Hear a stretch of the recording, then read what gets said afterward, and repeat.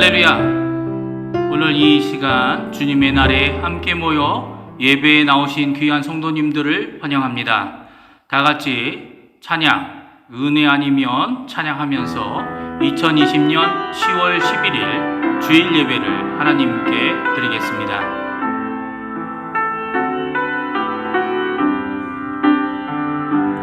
어둠 속에 외이던 내 영혼 갈 길 몰라 방황할 때에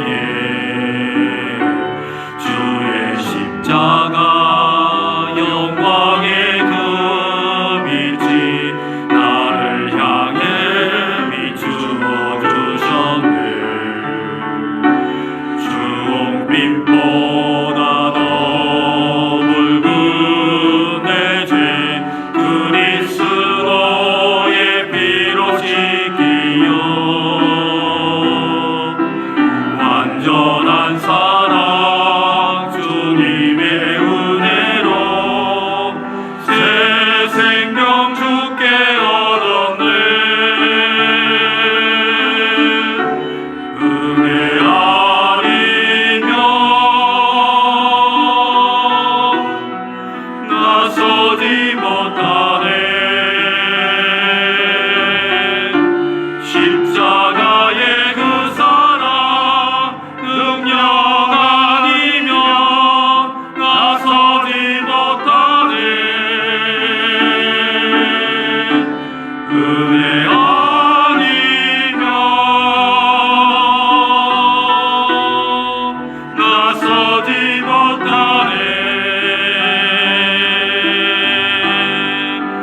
놀라운 사랑 그 은혜 아니면 나서지 못하네. 은혜 아니면 나서지 못하네. 은혜 아니면 나서지 못하네. 십자가의 그 사랑 능력 아니면 나서지 못하네.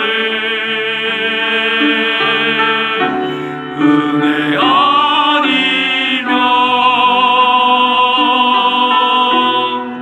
나서지 못하네. 놀라운 사랑 그 은혜 아니면 나서지 못하네.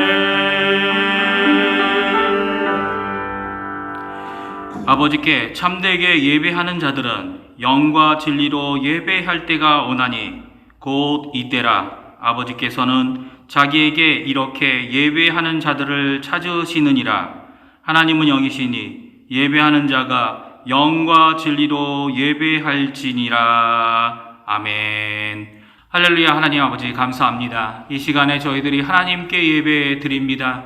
하나님을 만나고 하나님 앞에 붙잡히며 하나님이 붙들어 주시는 귀한 은혜를 풍성히 받는 이 예배 되게 허락하여 주시옵소서. 감사드리며 예수님의 이름으로 간절히 기도하옵나이다. 아멘. 이 시간에 하나님을 찬양하겠습니다.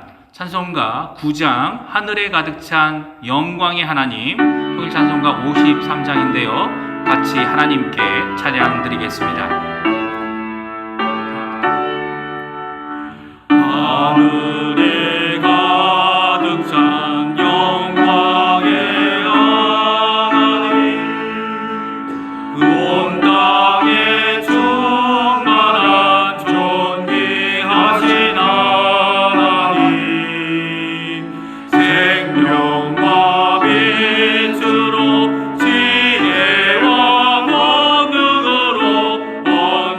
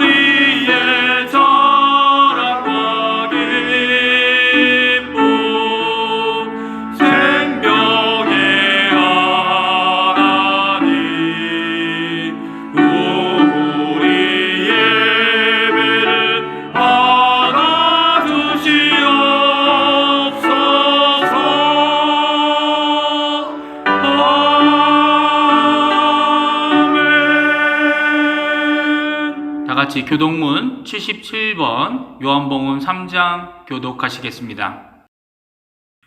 하나님이 세상을 이처럼 사랑하사 독생자를 주셨으니 이는 그를 믿는 자마다 멸망하지 않고 영생을 얻게 하려 하심이라. 하나님이 그 아들을 세상에 보내신 것은 세상을 심판하려 하심이 아니요 그로 말미암아 세상이 구원을 받게 하려 하심이라. 그를 믿는 자는 심판을 받지 아니하는 것이요 믿지 아니하는 자는 하나님의 독생자의 이름을 믿지 아니하므로 벌써 심판을 받은 것이니라. 그 정죄는 이것이니 곧 빛이 세상에 왔으되 사람들이 자기 행위가 약함으로 빛보다 어둠을 더 사랑한 것이니라. 악을 행하는 자마다 빛을 미워하여 빛으로 오지 아니하나니 이는 그 행위가 드러날까 하며 진리를 따르는 자는 빛으로 오나니 이는 그 행위가 하나님 안에서 행하는 것임을 나타내려 함이라 하시니라. 아멘. 다 같이 사도신경으로 우리의 신앙을 고백합니다. 전능하사 천지를 만드신 하나님 아버지를 내가 믿사오며 그 외아들 우리 주 예수 그리스도를 믿사오니 이는 성령으로 잉태하사 동정녀 마리아에게 나시고 본디오 빌라도에게 고난을 받으사 십자가에 못 박혀 죽으시고 장사한 지 사흘 만에 죽은 자 가운데서 다시 살아나시며 하늘에 오르사 전능하신 하나님 우편에 앉아 계시다가 저리로서 산자와 죽은 자를 심판하러 오시리라. 성령을 믿사오며 거룩한 공예와 성도가 서로 교통하는 것과 죄를 사하여 주시는 것과 몸이 다시 사는 것과 영원히 사는 것을 믿사옵나이다. 아멘. 찬송가 15장, 통일찬송가 55장, 하나님의 크신 사랑, 하나님께 찬양하겠습니다. 찬양하신 후에는 최선일 장로님께서 대표 기도해 주시겠습니다. 하나님의 크신 사랑 하늘에서 내리사 우리 맘에 항상 계셔 온전하게 하소서. 우리 주는 자비하사 사랑 부어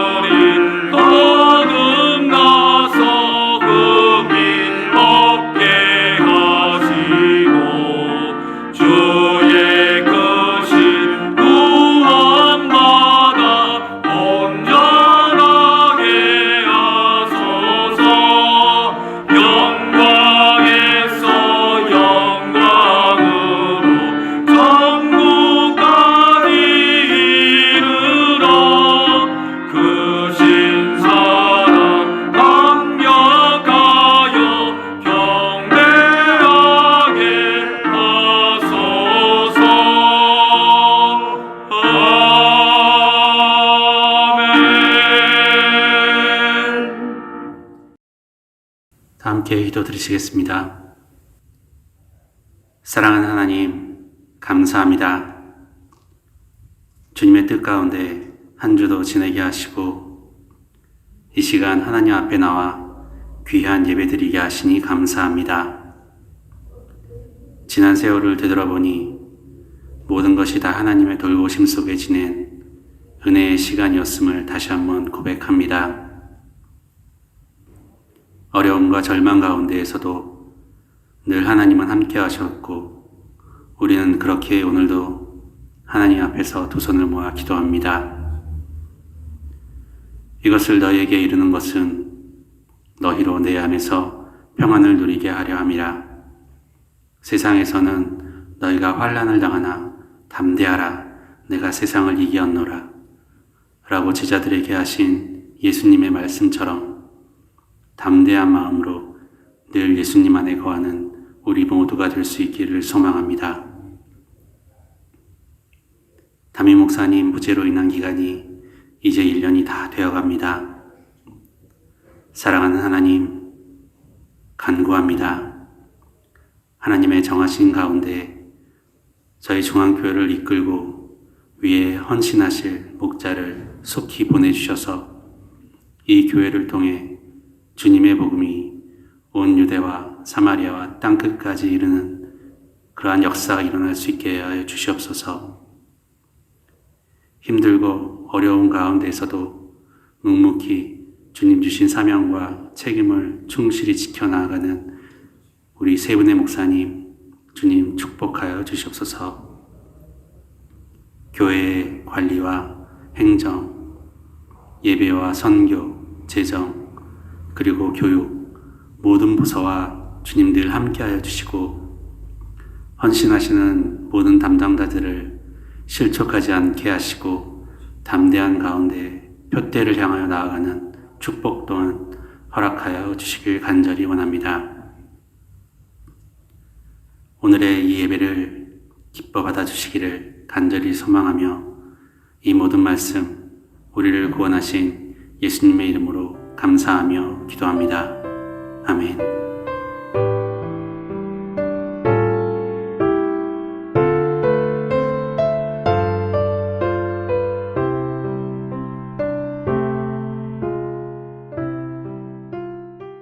교회 소식을 알려드립니다.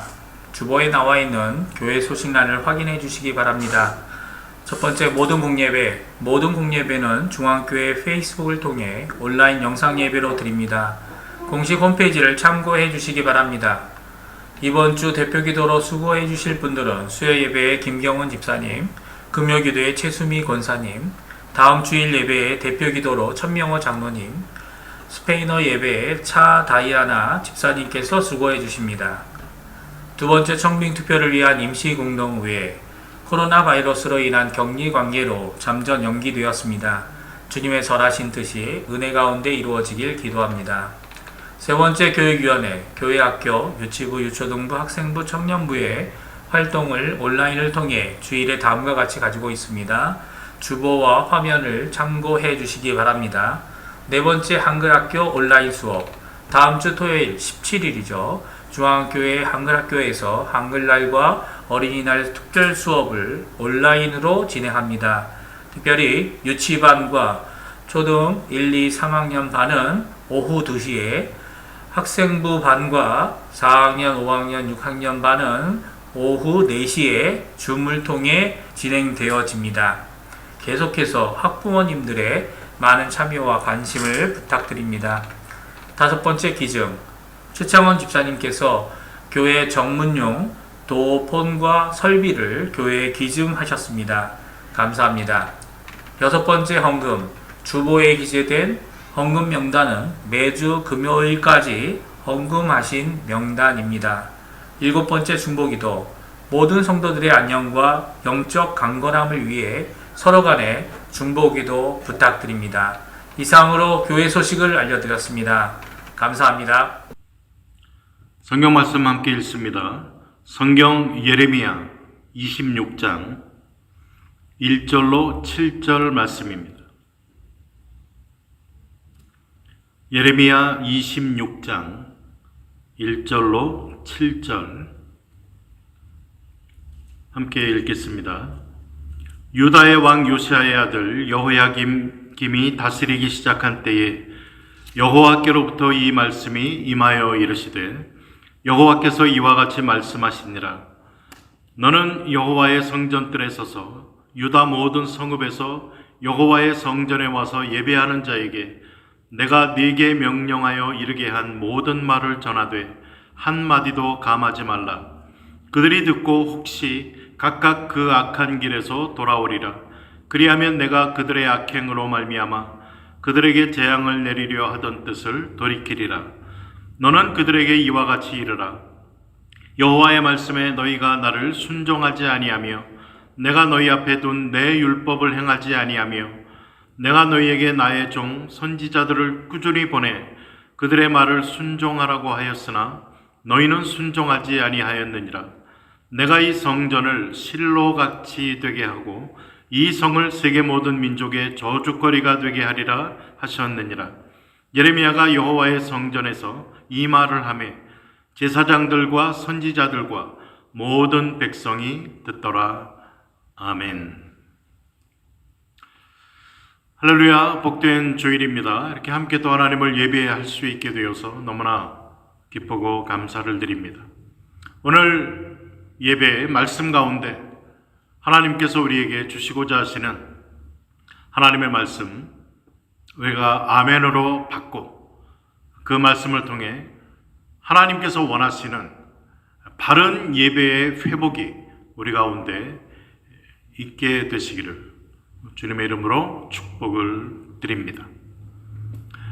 오늘 예레미야 26장 1절로 7절 말씀을 가지고 바른 예배의 회복이라는 제목으로 하나님의 말씀을 함께 살펴보시겠습니다. 지난 주간 말씀을 준비하는 내내 마음이 좀 계속 무거웠습니다. 오늘의 말씀이 2500년 전에 한 이야기인데 이것이 오늘을 살아가고 있는 나에게 그리고 우리에게 하시는 말씀으로 받아들일 수밖에 없었기 때문입니다. 동시에 말씀을 통해서 하나님의 안타까워하시는 마음이 전해짐을 느끼게 되었습니다. 오늘 동일하게 우리의 예배의 모습을 돌아보며 바른 예배자로 돌이키기를 원하시는 하나님의 애절한 심정이 전해짐에 우리가 함께 도전을 받고 하나님께서 원하시는 바른 예배의 회복이 우리 가운데 있게 되시기를 소원합니다. 예레미야서는 우리가 잘 아는 눈물의 선지자 예레미야를 통해 하신 하나님의 말씀을 기록한 책입니다. 예레미야 1장에서 예레미야의 소명이 나옵니다. 그리고 2장부터 45장은 예루살렘 함락 전후의 급박한 상황에서 연속적이고 집중적이고 반복적으로 선포된 바벨론에 의한 유다 패망, 그리고 그로 인한 포로 생활, 그리고 포로 귀환에 대한 예언을 다루고 있습니다. 이 중에서 제1부인 2장부터 25장은 다양한 측면에서 선민에 대한 심판의 원인과 결과를 강조한 12편의 단편 예언입니다. 그리고 이어지는 26장부터 33장은 주로 바벨론의 1차 침공, 주전 605년, 그 전후부터 해서 바벨론의 4차 침공, 주전 588년 이전까지의 주요 사건과 예언을 중심으로 참 예언과 거짓 예언의 대립에 대해서 이야기하고 그로 인한 심판과 패망을 통해서 선민의 회복 약속을 다루고 있습니다. 오늘 본문 1절에서는 여호야김 시대에 일어난 사건임을 우리에게 알려주고 있습니다. 유다의 왕 요시아의 아들 여호야김이 다스리기 시작한 때에 여호야김의 시대, 어떤 시대였습니까? 그 시대는 여호야김이 하나님의 말씀을 기록한 두루마리를 태워버리죠. 소각한 그 사실에서 보여주듯이 유다의 타락이 극에 달한 때였습니다. 그럼에도 불구하고 그들은 하나님을 향한 제사만큼은 중단하지 않았습니다. 그들은 유다 각지로부터 예루살렘에 와서 성전에 나와서 하나님께 제사를 드렸습니다. 적어도 그들은 형식적인 면에서, 즉 그들이 하나님께 드리는 그 제사의 모습만으로 평가한다면 분명히 열정적인 사람들이라고 할 수 있습니다. 그러나 그들의 그러한 열심은 하나님과 무관한 종교적 열심일 뿐 결코 하나님에 대한 신앙적 열심은 아니었습니다. 그들이 만일 하나님에 대한 신앙적인 열심이 있었다면 하나님께 제사를 드리는 측면에서뿐만 아니라 하나님의 말씀에 순종하는 일에 있어서도 최선을 다했을 것입니다. 하지만 그들은 오늘 본문 4절과 5절의 말씀이 보여주는 것처럼 하나님의 말씀에는 전혀 순종하지 않았습니다. 한두 번 순종하지 아니한 게 아니라 지속적이고도 반복적으로 세대를 넘어가면서 계속해서 순종하지 아니했음을 고발해 주고 있습니다. 이것은 그들의 열심이 하나님께 대한 신앙적 열심이 아니고 그저 종교적인 열심에 지나지 않았다는 것을 분명하게 보여줍니다. 그렇습니다. 유다 사람들은 신앙적인 사람이 아니라 한마디로 종교적인 사람이었습니다. 하나님과 무관한 자들, 더 나아간다면 하나님을 믿지 아니하는 불신자들도 다 종교적인 사람들이 될 수 있습니다. 어떤 의미에서 보면 하나님과 상관없는 자들이 신앙인들보다 더 종교적일 수가 있습니다. 하지만 그 모든 것은 하나님과 아무런 상관이 없고 나아가서 그들의 삶에 아무런 유익과 영향을 주지 못한다는 것을 우리는 보게 됩니다. 예레미야 26장 11절에 따르면 이 성에 관한 예언이 나옵니다. 당시 그들은 여호와의 거룩한 집을 마치 도적의 구렬처럼 여기고 그렇게 행동했다는 것을 알 수 있습니다. 이와 관련해서 주전 594년 어간에 바벨론에서 활동하던 에스겔 선지자가 환상을 통해 본 예루살렘 성전의 모습은 마치 온 땅이 우상이 있는 그 우상 숭배의 본산지와도 같았다고 에스겔서 8장 3절로 18절에는 기록하고 있습니다. 가장 거룩한 곳이 되어야 할 성전에서 이 같은 패역한 일들이 자행되었기 때문에 하나님께서는 선지자 예레미야로 하여금 바로 그곳에서 하나님의 경고의 말씀을 전달케 하신 것입니다.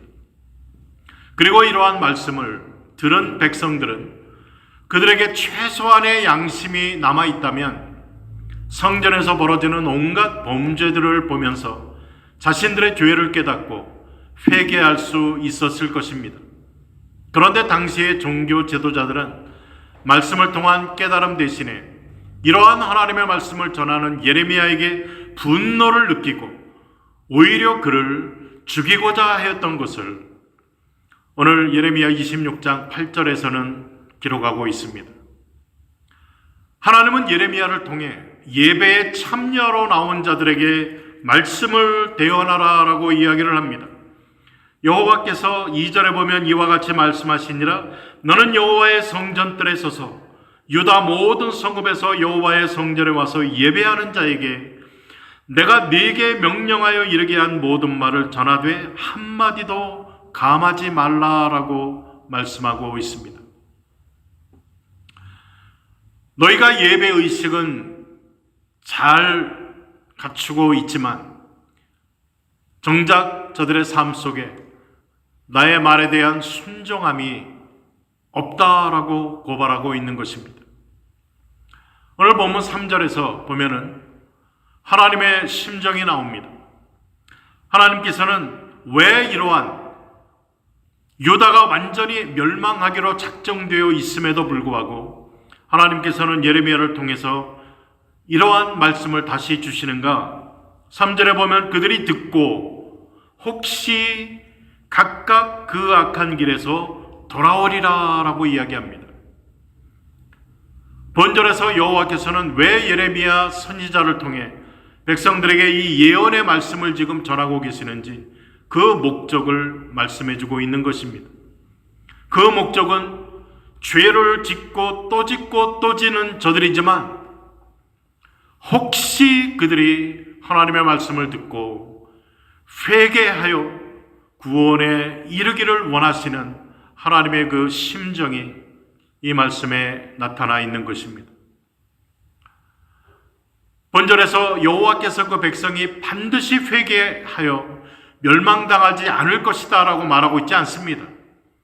단지 그들을 향해 말씀하시는 여호와 하나님의 목적이 무엇이었는가를 지금 말해주고 있는 것입니다. 이러한 사실은 혹시 만약 그러면서 말씀이 이어지죠. 이는 확실한 사실이 아니라 가정적 상황을 염두에 둔 단어입니다. 여호와께서는 선지자 예레미야를 통해 말씀이 전해질 때 백성들이 그 말씀을 듣고 그들이 악한 길에서 돌이켜 돌아오기를 바라셨습니다. 그리고 그들이 돌아올 경우 그들에게 내리려고 하셨던 재앙을 돌이킬 의향이 있다라고 말씀하시는 것입니다. 한편 여기에서 여호와께서는 유다 백성들을 개개인으로 칭하고 있는 이 말씀을 주의하셔야 됩니다. 각각에 해당하는 이 단어는 한 남자를 의미하는 단수 명사입니다. 그리고 그 악한 길에서에 해당하는 단어 역시 단수형입니다. 이를 통하여 여호와께서는 그의 백성을 민족이라는 집단으로 상대하시는 것이 아니라 민족 내에 있는 개개인을 구별하여 주목하신다는 사실도 알 수 있습니다.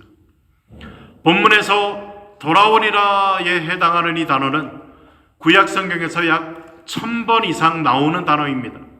이 단어의 기본적인 의미는 돌이키다, 돌아오다입니다.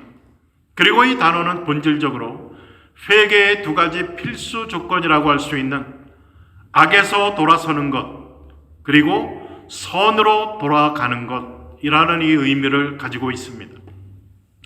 즉, 죄악된 길로부터 180도 회전하여 정반대의 길, 즉 하나님을 향하여 선한 길로 돌이키는 이 진정한 회개를 나타내고 있습니다. 3절에 그리하면 각각 회개하고 돌이키면 어떻게 하십니까? 하나님께서 말합니다. 뜻을 돌이키리라. 본문을 피상적으로 읽으면 아니 그럼 우리가 믿는 하나님은 일관성이 없는 신이 아닙니까? 상황에 따라 변하는 그러한 하나님이란 말씀입니까? 라고 오해할 수 있을 것입니다. 그러나 본문은 오히려 여호와께서 자신의 정하신 원리를 변치 않고 일관되게 지키시는 분이라는 사실을 강조하는 것입니다. 여호와의 영원히 변치 않는 원리 혹은 진리는 범죄하는 자에게는 진노를 쏟으시고 회개하여 그의 뜻을 따르는 자에게는 용서의 은총과 축복을 베푸시는 것입니다. 때문에 범죄한 자기 백성에 대해 하나님께서는 재앙의 심판을 예언하셨지만 그들이 회개하고 그릇된 삶의 길에서 진심으로 돌이킬 경우에는 그들에게 내리시려고 했던 심판의 재앙을 다시 거두어 들이심으로 하나님 절대 원리의 일관성을 우리에게 나타내시겠다라는 말씀인 것입니다. 하나님께서는 오늘 6절에 보면은 극단적인 표현을 씁니다. 우리가 성경을 읽으면서 하나님께서 이렇게 심하게 말씀을 하시나 라고 여겨지는 구절입니다. 이 6절은 사사시대 때의 실로의 이야기입니다. 말씀에 순종하는 삶이 뒷받침되지 아니하는 이 무용지물한 예배가 더 이상 드려지지 않도록 내가 이 성전을 없애버리겠다라는 아주 극단적인 표현을 쓰셨습니다. 내가 이 성전을 실로같이 되게 하고 이 성을 세계 모든 민족의 저주거리가 되게 하리라 라고 하셨습니다. 실로같이 되게 한다. 실로. 이는 유다가 끝내 하나님의 말씀을 듣지 아니한다면 그 결과에 대해서 말씀하시면서 세계 모든 민족의 저주거리, 웃음거리, 비웃음거리가 되게 만드시고야 말겠다라는 말씀입니다. 여기서 이 성전을 실로와 같이 되게 한다라는 것은 한마디로 예루살렘 성전을 파괴하시겠다라는 말씀입니다. 실로가 언급된 것은 하나님의 성전을 짓기 전에 실로 이곳에 하나님의 회막이 있었습니다. 즉 가나안에 입성한 이스라엘 백성들은 이곳 실로에 회막을 세웠습니다. 그래야 해서 이 실로는 과거 사사 시대 때 특별히 엘리가 이스라엘에 사사로 있을 때까지 이스라엘의 종교의 중심이 됐던 곳입니다. 그런데 이스라엘은 엘리 제사장, 이 제사장 시대 때 매우 타락하고 부패한 상태에 있었습니다. 그럼에도 불구하고 이스라엘 백성들은 실로의 회막과 그 안에 언약궤에 대해서 매우 미신적인 생각을 가지고 있었습니다. 즉 그들은 자기들에게 언약궤와 회막이 있는 한 어떠한 일이 있어도 어떠한 전쟁이 일어나도 안전할 것이라고 믿어 의심치 않았습니다. 그래야 해서 그들은 하나님의 심판의 일환으로 이루어진 블레셋 침공 당시에도 승리를 믿어 의심치 않았습니다. 그들은 언약궤를 앞세우고 블레셋과의 전투에 임하였습니다. 하지만 결과는 이스라엘 백성들의 기대와 확신과는 다르게 참패를 당합니다. 이스라엘 군대는 완전히 몰살당하고 언약궤는 블레셋 군대에 의해 빼앗기고 맙니다. 그리고 실로에 세워졌던 회막마저도 불타버리고 말았습니다. 이 사건은 하나님께 대한 삶의 순종이 없는 한 언약궤나 회막도 아무런 의미가 없다는 것을 보여주는 대표적인 사건입니다. 그러므로 이스라엘 백성들은 이 사건을 통하여 하나님께 대한 순종의 중요성을 깨달아야만 했습니다. 오늘 본문을 통해 우리가 생각해 볼 부분은 첫 번째로 순종이 제사보다 낫다라는 그러한 말씀입니다. 순종이 제사보다 예배보다 낫다라고 할 때 떠오르는 성경 구절이 있죠. 사무엘상 15장의 사건입니다. 하나님은 우리가 예배의식에 참석하는 것보다 하나님의 말씀에 순종을 더 원하신다는 말씀입니다. 사무엘상 15장에 사울에게 했던 유명한 우리가 잘 아는 말씀이 있습니다. 순종이 제사보다 낫다라는 말씀, 우리가 너무나 잘 알고 있지 않습니까? 사무엘이 가로되 여호와께서 번제와 다른 제사를 그 목소리 순종하는 것을 좋아하심같이 좋아하시겠나이까? 순종이 제사보다 낫고 듣는 것이 수양의 기름보다 나으니 이는 거역하는 것은 사슬의 죄와 같고 완고한 것은 사신 우상에게 절하는 죄와 같음이라. 왕이 여호와의 말씀을 버렸으므로 여호와께서도 왕을 버려 왕이 되지 못하게 하셨나이다. 이런 사울에게 비극적인 말씀을 해주셨습니다. 사울의 왕위를 추락시킨 불순종의 죄목은 무엇이었습니까? 아말렉을 쳐서 그 소유를 모두 남기지 말고 진멸하라라는 명령을 받았을 때에 그는 순종하기는 했으나 하나님의 말씀대로가 아니라 자기식으로 순종했습니다. 즉 모든 것을 다 없앴어야 되는데 없애기 아까운 좋은 것들은 남기고 가치 없는 그러한 것만 진멸하였던 것입니다. 순종은 순종인데 거짓 순종, 부분적인 순종이었습니다. 하나님이 구하시는 순종은 어떤 순종입니까? 온전한 순종이었습니다. 순종의 가장 원형적인 모델은 바로 우리 예수님에게서 찾아볼 수가 있습니다. 예수님은 그의 삶에서 가장 중요한 것을 바로 하나님 아버지께 대한 순종으로 여기셨습니다. 주님이 지신 십자가의 희생은 어느 날 하루에 갑자기 이루어진 순종이 아니었습니다. 하나님의 아들이 인간이 되어 이 세상에 태어나서 저 팔레스타인 나사렛 마을 가난한 목수의 집에서 살아가실 때에 예수님의 생애 30년 그리고 공생애 3년 동안 끝없이 드려진 하나님 아버지께 대한 순종의 삶이 결국 예수님을 십자가로까지 이어지게 한 것입니다. 히브리서 5장 7절로 9절에 보면 그가 아들이시라도 받으신 고난으로 순종함을 배워서 온전하게 되었다라고 히브리 기자는 기록하고 있습니다. 오늘 말씀에서 예레미야 시대에 하나님의 백성 유다 백성들은 하나님께 정기적인 제사 예배를 드려왔습니다. 그러나 하나님께서 그들을 다스리시는 통치의 법령, 율법, 말씀에 대한 순종은 정작 없었습니다. 오늘 본문 26장 6절에 보면 그래서 하나님께서는 끝까지 순종하지 않는 저들을 세계 모든 민족의 저주거리가 되게 하겠다라고 경고하십니다. 예루살렘 성은 오직 여호와를 섬기는 성으로 선택을 받았습니다.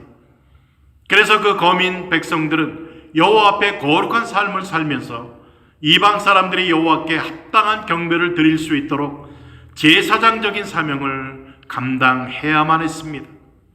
그게 출애굽기 19장 시내산에서 하나님께서 이스라엘 백성들과 맺은 약속과 언약이었습니다. 그리고 그것은 그 백성의 영광도 될 것을 말씀하셨습니다. 그러나 과거로부터 예레미야가 말씀을 선포하는 그 현재까지 그들은 여호와의 택한 백성으로서의 거룩하게 구별된 삶을 살지 못했습니다. 오히려 주변 이방인으로부터 우상을 수입했습니다. 섬기고 여호와의 백성으로서의 거룩한 정체성을 주변 민족들에게 나타내 보이지 못했습니다.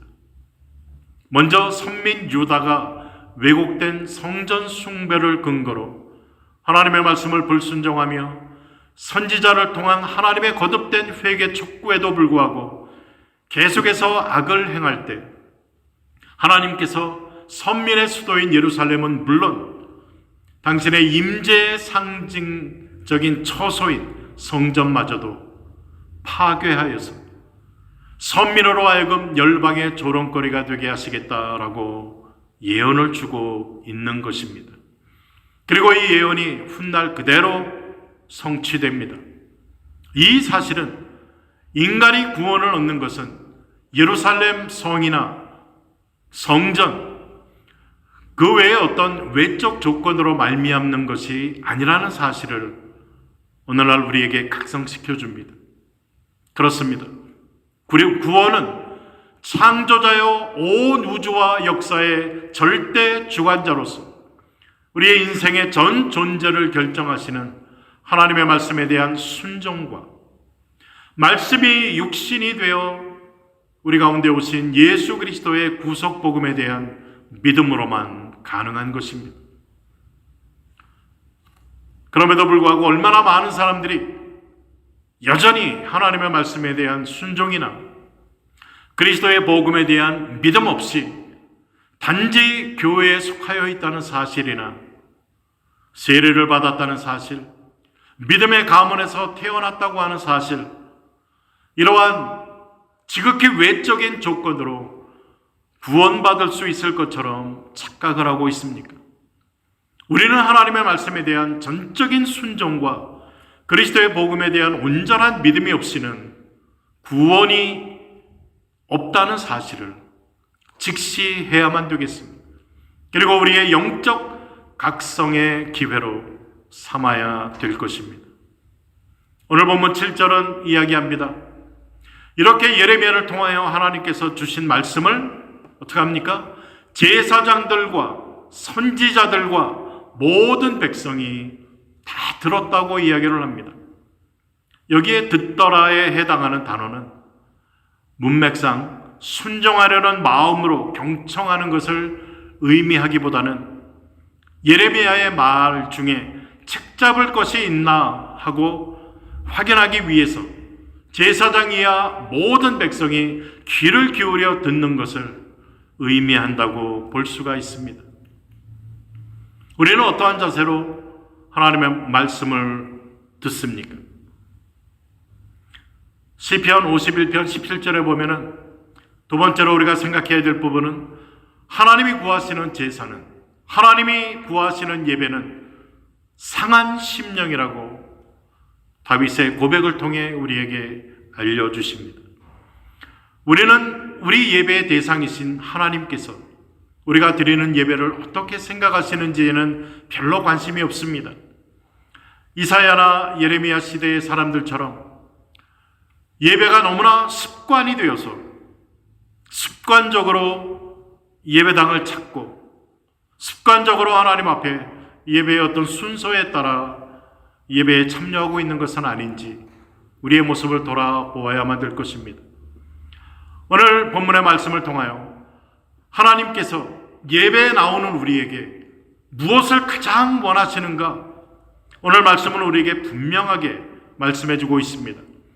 겉으로 드러나는 어떤 우리의 건물 교회의 모습이 아니고 우리가 하나님 앞에 잘 순서가 갖춰진 예배 의식, 그것에 우리의 예배의 중요성이 있는 것이 아니라 하나님께서 정말 보기를 원하시는 것은 예배를 드리는 예배자의 마음, 그 마음의 성전, 우리의 삶의 순종으로 드리는 예배, 소위 영적 예배를 하나님은 받기를 원하신다는 것을 우리는 명심해야만 될 것입니다. 이것은 우리가 성전에 나와서 예배 드리는 것에 대한 예배의 무용론을 말하는 것이 아닙니다. 이러한 것들보다 더 중요하게 여겨야 될 것이 바로 오늘 본문이 지적하는 대로 우리의 삶의 산제사, 우리의 삶의 하나님의 말씀에 대한 순종의 삶, 순종의 발걸음들이 있었는가라는 부분이라는 것입니다. 지금 코로나 팬데믹으로 인해서 온 세상이 참 여전히 불안하고 내일 일을 확신하지 못하는 그러한 시대를 살아가고 있습니다. 우리의 일상도 참 많이 바뀌고 우리의 예배에도 큰 변화를 우리가 경험하지 않았습니까? 대면 예배가 금지되면서 온라인 비대면 예배로 전환한 지가 벌써 6개월이 넘어갑니다.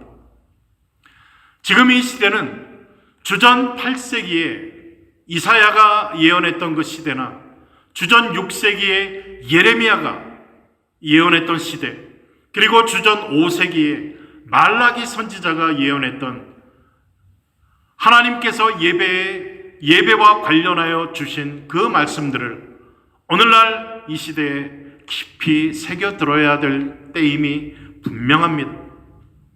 말라기 선지자를 통해서 하나님께서는 주의 백성들이 드리는 예배를 받기 힘들어 하십니다. 그러면서 말라기 1장 10절에서는 뭐라고까지 이야기하십니까? 누가 좀 성전 문을 닫을 자가 있었으면 좋겠다. 너무나 그 순종의 삶이 없는 그러한 형식적인 제사, 예배, 내가 더 이상 받기 싫다라고 말씀하지 않았습니까? 이사야 선지자를 통해서는 너희의 무수한 재물이 내게 무엇이 유익하니요? 너희가 내 앞에 보이려고 오는데 막상 내 마당만 밟을 뿐이다 라고 이야기합니다. 그러면서 하나님이 왜 지적을 하십니까? 너희의 분향과 예배로 모이는 것을 내가 가증히 여기니 성회와 함께 왜요? 악을 행하는 것을 내가 견디지 못하겠노라. 여기에 악이라는 것은 하나님의 말씀에 대한 불순종을 이야기하는 것입니다. 너희의 예배를 더 이상 내가 받지 않겠다. 이사야 1장 11절로 14절에 우리에게 경고해 주고 있지 않습니까?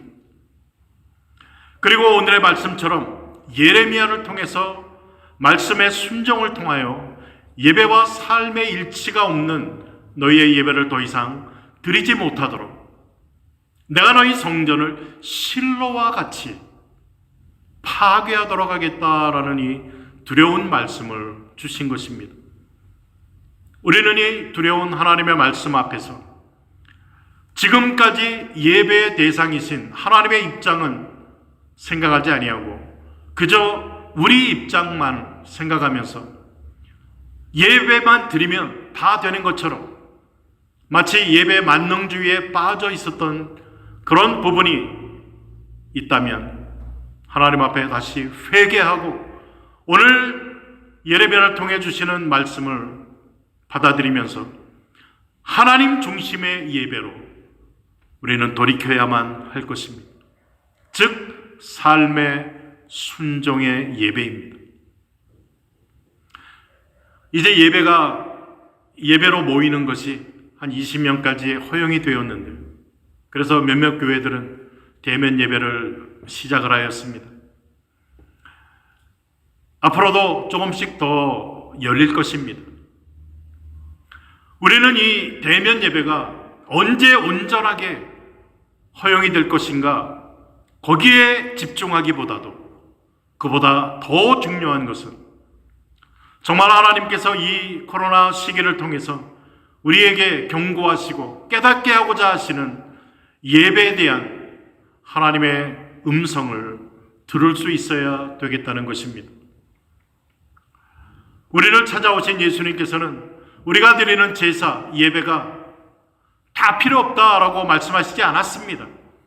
그러나 산상수훈에 보면 예배를 드리기 전에 제물을 제단에 올리기 전에 내 형제에게 원망 들을 만한 일이 있거든 그 예물을 제단에 놔두고 먼저 가서 형제와 화목하고 맺힌 것을 풀고 그 후에 와서 제사를, 제물을, 예배를 하나님 앞에 드리라라고 산상수훈에서 이야기하고 있지 않습니까?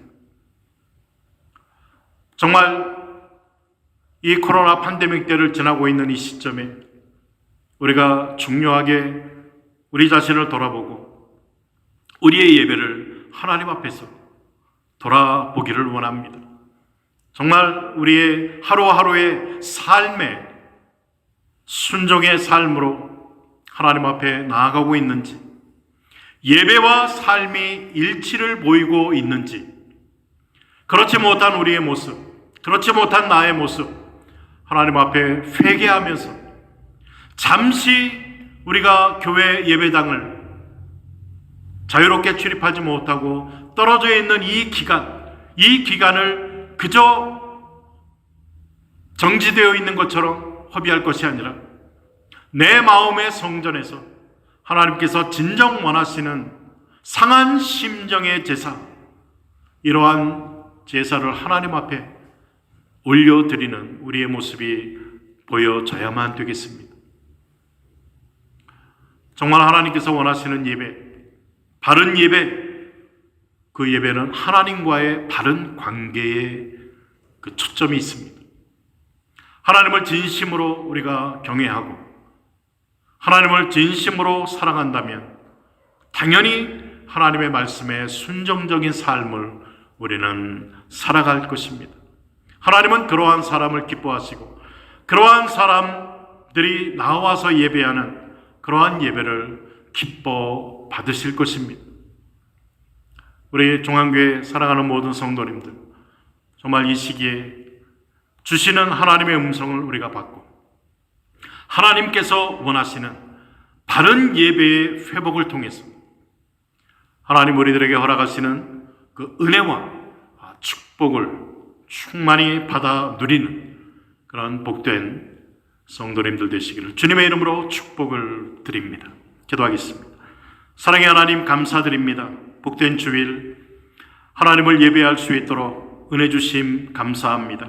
각 가정에서 모여서 하나님을 예배하는 가정들 또 우리 성도님 한 분 한 분을 붙들어 주시고 정말 저희들이 우리에게 말씀하시는 하나님의 음성을 듣고 바른 예배의 회복을 통해 하나님 기쁨을 구하고 또 하나님의 말씀에 순종하는 삶의 은혜를 누려가는 우리 종항교회 사랑하는 모든 성도님들 되어질 수 있도록 은혜 베풀어 주옵소서. 이러한 우리의 예배, 하나님 기뻐 받으시는 예배로 하나님 받아주시고 또 예배를 드리는 우리의 삶 속에도 하나님 주시는 그 기쁨이 충만케 하여 주옵소서. 예수님 이름으로 기도드립니다. 아멘. 말씀을 생각하면서 찬송 예배합니다 함께 부르시면서 준비한 예물 하나님 앞에 드리시겠습니다.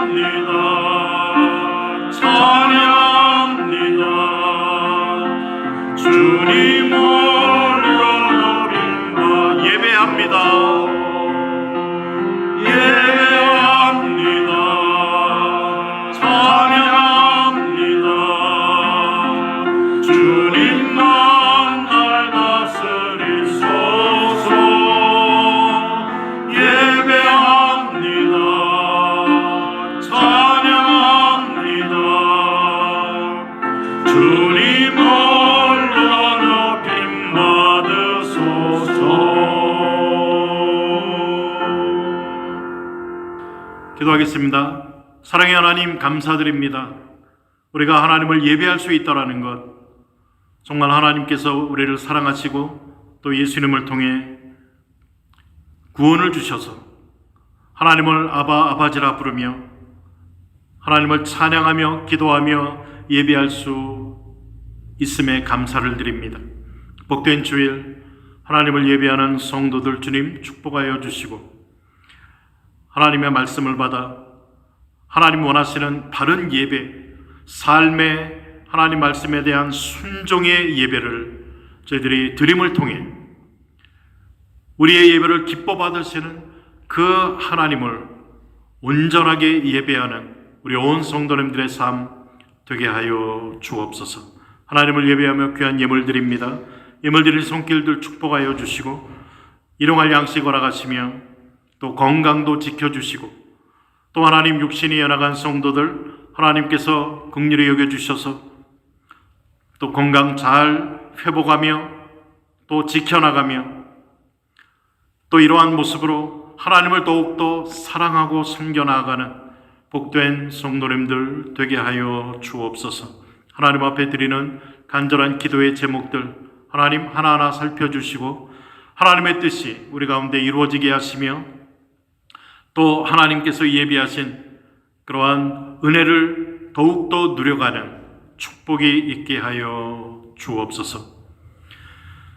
지금은 우리 주 예수 그리스도의 은혜와 하나님 아버지의 무한하신 사랑하심과 성령의 감동 충만케 하심의 역사가 복된 주일 하나님을 예배하며 주의 말씀을 받아 하나님 기뻐 흠양하실 바른 예배의 삶을 살아가기로 소원하는 사랑하는 우리 모든 성도님들, 가정과 자녀와 사업장과 삶 위에 또한 섬기는 우리 교회 위에 지금으로부터 영원토록 함께 있을지어다. 아멘. 주일 예배 마쳤습니다. 돌아오는 한 주간 동안 또 우리의 삶의 또 예배를 통해 하나님을 예배해 나가시는, 또 한 주 동안 주의 은혜로 승리하시는 한 주간 되시기를 주님의 이름으로 축복을 드립니다. 아멘.